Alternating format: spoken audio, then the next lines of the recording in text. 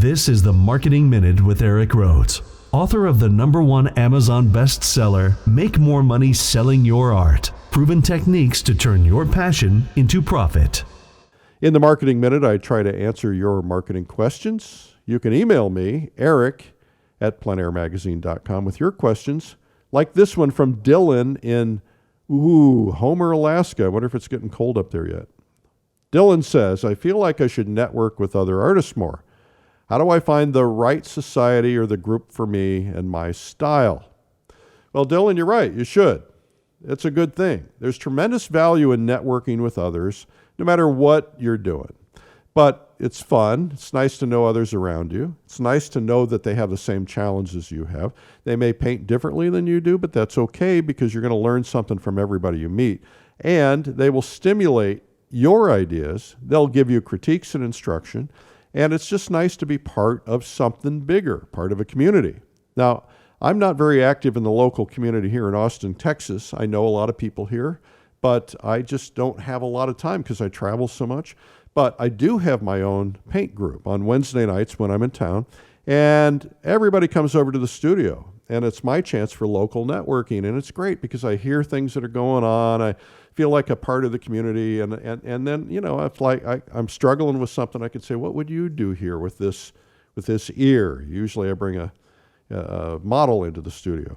So it's my form of networking. So I learn a lot from them, and I kind of created that myself. So if in Homer, Alaska, if you can't find anybody, and I'm sure there's lots of artists there, but if you can't, start digging around, start your own thing. Go to the local art supply place, if there is one, I'm sure there is, and post something, on a bulletin board. Maybe you can look for something on Google or Meetup or something. You're going to find them.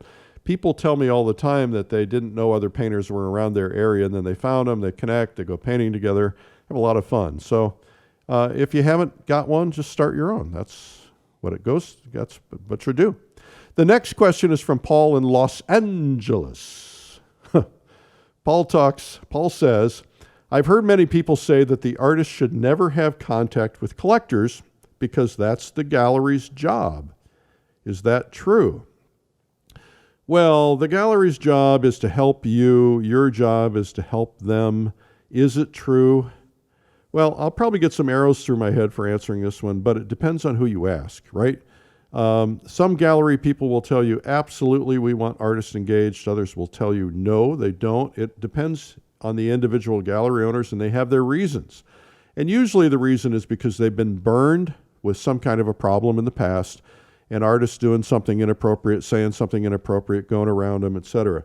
But let me tell you this. A gallery owner once said to me that she had an opening, invited a bunch of artists that were in the show, and instead of mingling well with the collectors, and sometimes that's why they come to meet the artists, they all got drunk and loud and didn't engage with other people. And one actually got so loud and so drunk that she was embarrassed and later fired that artist from the gallery.